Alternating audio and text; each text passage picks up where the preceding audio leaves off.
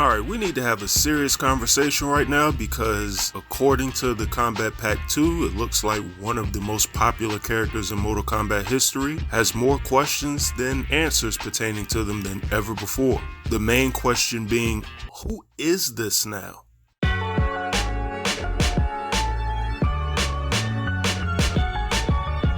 Okay, so a dilemma that I didn't expect to have taken place with Mortal Kombat 1 at this point is now upon us, and I figured this day was coming. I was just hoping that it wouldn't be in this confusing of a manner, though I'm still curious as to what Netherrealm is about to do going forward. So here's the problem. According to the new lore of Mortal Kombat, Liu Kang has restarted the timeline, and that has started the Lin Kuei clan from scratch again. Bi-Han is once again Sub-Zero, the original Sub-Zero, and for some reason, Kuai Liang is in the Lin Kuei as Scorpion.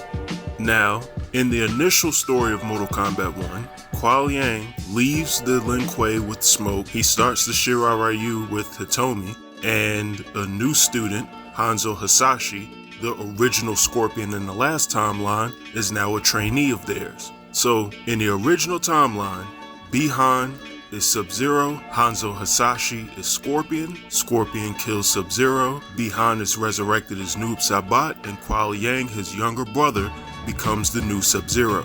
In this timeline, Bi-Han is Sub-Zero, Hanzo Hasashi is nobody, Kuai Liang is Scorpion, only now, according to Kombat Pack number 2, Bi-Han is turned into Noob Saibot. It's still not disclosed whether or not he's killed. It doesn't seem like he is, but we don't know just yet.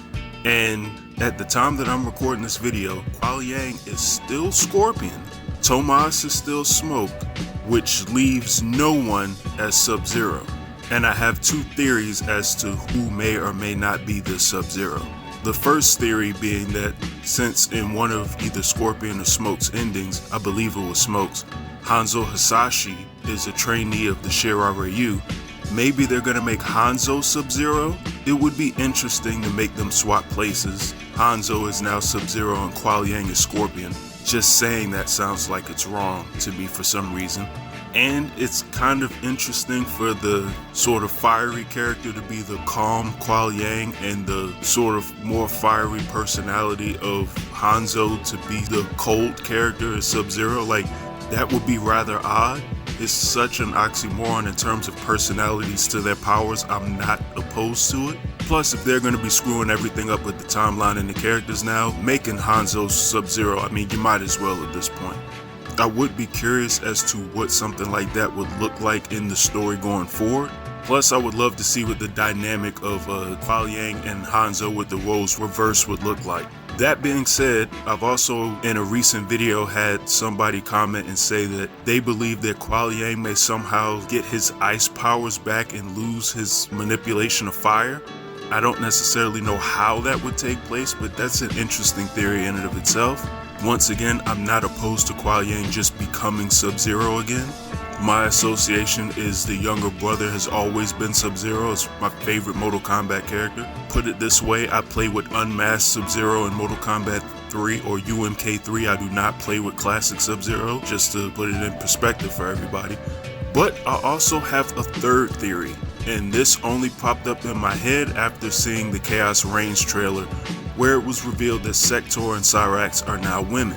Since Mortal Kombat is doing the gender swapping thing, and the gender swapping of Cyrax and Sector in my mind is kinda random, it would make the absolute most perfect sense in the world if the new Sub-Zero wasn't Kuai Liang, wasn't Hanzo Hasashi. It clearly isn't gonna be Bi-Han if it was instead Frost.